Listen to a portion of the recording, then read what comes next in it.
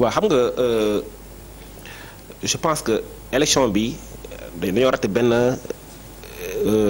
débat boo xam ne moo ëpp solo mooy le débat par exemple sur le programme sur lan la candidat yi bëgg a defal Sénégal acteur politique opposant coalition yi fi am yëpp ban vision parce que Sénégal tey nous sommes dans un monde difficile ah. mais pourtant c'était visible ah candidat bu nekk wax nga sa yéene. wax nañ mais je ne pas assez parce que ñoom seetlu naa tout le temps dañuy jël argument yu yomb bi mooy toujours naan rek Sénégal amul gouvernance Sénégal justice bi nangam xam nga ça c'est des raccourcis violents yoo xamante ne loolu day yàq sax suñu image yu dëkk. parce que moi j'ai suivi quelques reportages à l'étranger au début des résultats ñu naan Sénégal il y a un recul démocratique parce que les résultats sont contestés par ici par là xam nga moom loolu on doit faire attention Sénégal c'est un petit pays dans le monde ah dañu war on a une belle image d'un pays démocratique te loolu élection yi encore confirmé na ko. mais loolu aussi bokk na ci ay concessions maanaam régime bi nekk en place opposition bi waxtaan amee des fois aussi nga bàyyi dara def dara comme ñi leen fi jiitu li ñu doon def. non xam nga waxtaan ki wax na ko léegi xam nga waxtaan ci dans des contextes électoraux c'est toujours difficile. surtout waxtaan nga xam kan ngay waxtaanal. Sénégal boo xoolee tey parti politique ni ñu explosé y a un véritable problème de rationalisation des partis politiques acteurs sax y a une difficulté.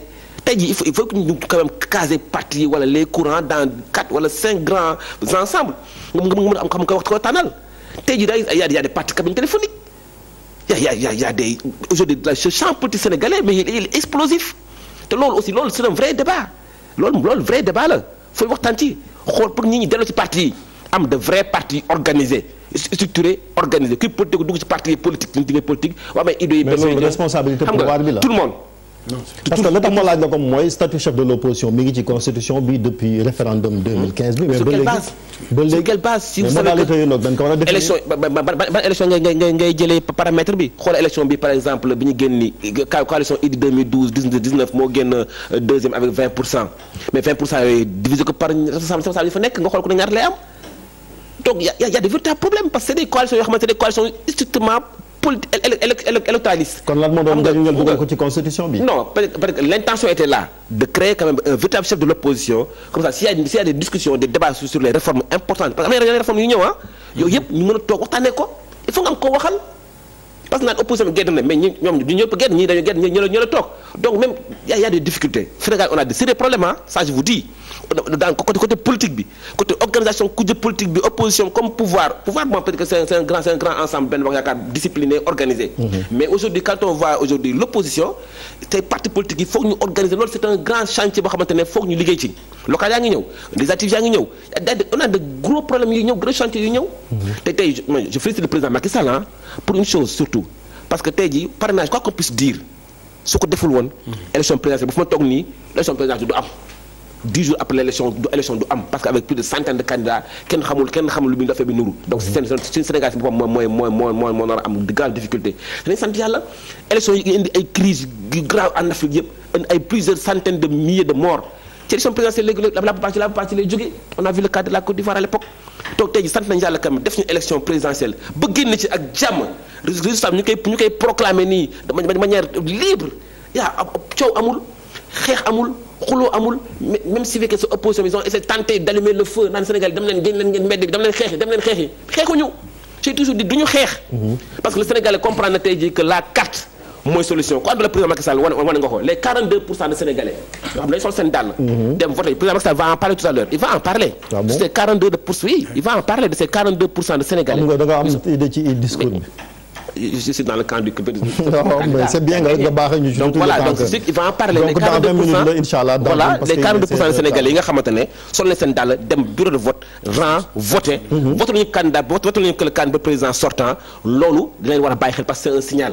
c'est un message bi ñu transmettre la inchallah message déglu nañ ko foo xam ne boo xam ne fi ñu waroon góorgóorlu dina fa gën a góorgóorlu ñi nga xam ne nag c'est 58% de Sénégalais yi qui lui accorde sa confiance il n'est pas dit que tout est rose au Sénégal dinañ ci ñëwaat maître ñu bàyyi sa confrère bi xam naa ay avocat la affaire tey xam naa yaram tàng na su ma waxee rek comme commencé donc maître Abdoulaye Tine man laaj bi mooy finalement parce que Macky Sall gagné na bon xam naa bu dee dynamique bi ngeen nekk du ngeen defaat sax recours mën nañoo jàpp ni kon 5 ans yi moom mooy nekk président de la République 2024 nangu nañ Chérif Dia wax que nangu nañu ne président Macky Sall moo gagné gagnant bu leer amul nekk fi ay. non moo tax mooy opposition seen possible finalement moo tax. voilà yéen lan ngeen bëgg finalement laaj boobu laa bëggoon xam. waaw balaa maa tontu ci sa laaj bi da nga may rek ci lu gàtt moo tontu ci yenn poñ yu mu wax sànq.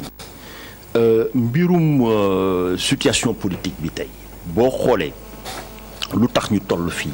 wax nga ko sànq laaj nga ko est-ce que état amul ci responsabilité mu esquiver question bi. tontu la lu leer tey bu ñu demee ba yegg si fii. Sénégal yàgg nañ fi am ay jongante. falum njiitum réew.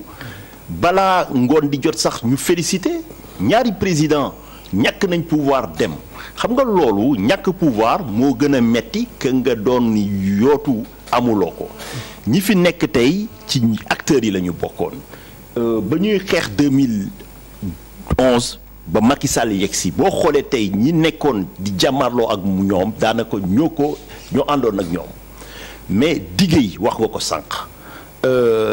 lu ñu gis ci démocratie fii jàpp ñu ne day taaral wala day jogal suñu démocratie dañu dellu ginnaaw ci yu bëri nag ci yu bëri tey fi may wax ak yéen coalition Idy bi lu mat ñaar fukki nit. ci arrestation ñu ngi prison non dinañ ci ñëwaat. waaw dinañ ci ñëwaat dama lay wax finalement nag léegi lan ngeen bëgg. finalement tey lu ñu bëgg dafa leer nañ dem nañ def nañ ay jongante saa waay moom.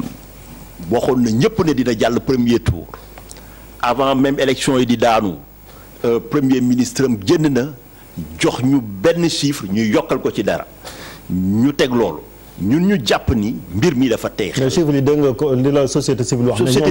société civile lu ñuy wax xam naa ko parce que xam naa ne ñu dëggu lañ def nañ seen liggéey mais daa am li nga xam ne daf leen dépassé.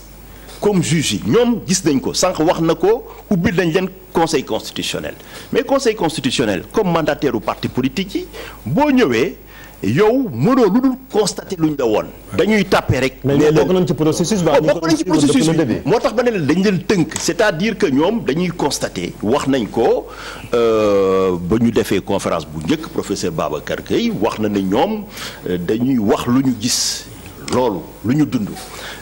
wax na ko sànq am na ay coppite yu bëri yu ñu war a indi ci loolu lu tax parce que parrainage bi nekkul woon présidentiel kese pour toute élection la ñu ngi wax ay local ñu ngi wax ay législatif mais foofu la coow li di gën a bëree parce que bu ñu nekkee ñaar fukki candidat ak juróom-ñaar coow li ni kur jàppal ni bu ñu nekkee ay junni boo moytul élection sax mën na bañ a am loolu ko lu mu wax dëgg la mais démocratie dialogue continu la foog président bàyyi jaay doole non mais dafa jaay doole ci processus bi. mais lu tax ngeen di boycotté yéen aussi bu ñu leen woo ngeen bañ a fekk. wax naa ko sànq lu tax ñuy boycotté moom mooy nu mu ko waxee tout compromis est compromettant. dialogue concession réciproque la da ngay joxe di jël di bàyyi ñu yegg si mais mënoo ñëw comme ni ma ko waxee boo wootee ministère de l'intérieur nga ne da ngay dialoguer mais rëdd baa ngi nii man du ma bouger yéenay ñëw fekk si ma nit ñi bàyyi la fa. boo ñëwee tam ne gagné nit ñi ne la fa ñu ko tam ne la ñu ngay seetaan donc moo tax ba ne la gis nga président pour nga toog ni nga war a toogee foog acteurs politiques yi accepté la loolu mooy reconnaissance. loolu tey moo tax que président bi quand dafa am benn malaise. gagné nañ nee nañ feete nañ seen biir kër mais bu dee ñoom nuñ ko waxee boo jëlee fukki sénégalais juróom-ñaar yi ñoom la ñu àndal. fii gisuma sax benn taximan bu klaxonné. ah mais yow yaa nekkoon ci dëkk bi. non maa ngi ci dëkk bi man maa ngi ci dëkk bi Moussa. maa ngi ci dëkk bi. waxoo fan la gars yi fi. 2007 noonu la demee woon. boo gañee xoolal met 2007 dañu fi génn ñu ne way ay jinne ñoo watal Ablaye alors que ay sénégalais ko watal comme nii. xam nga c'est ça xam nga élection directeur de campagne bi ba jinne yi di voté. waaw léegi Malick man laaj bi ma la parce que société civile gis nga ñoom apparemment yéen rôle bi ngeen waroon mooy tëdd njaaxaanaay bu mbir yi amee sax ngeen ñëw yore di koy pousser comme on dit mais dafa mel ni problème crédibilité aussi day posé ci société civile bi ngeen nekkee. non Chérif ñun amul problème crédibilité xam nga y a deux choses gis nga pour man su may analyser en tant que citoyen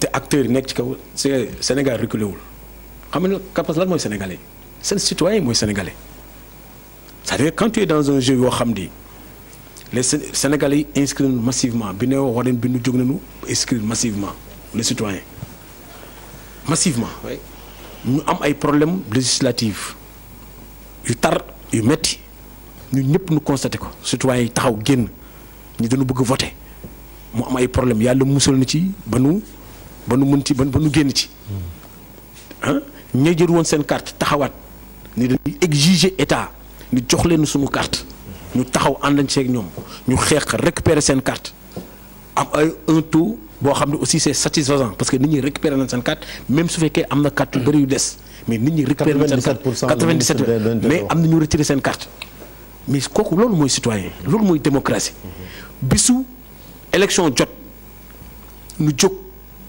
man j'étais surpris 8 heures bi ñuy def le point de pointage des bureaux de vote 8h30 97% des bureaux de vote ubbi nañu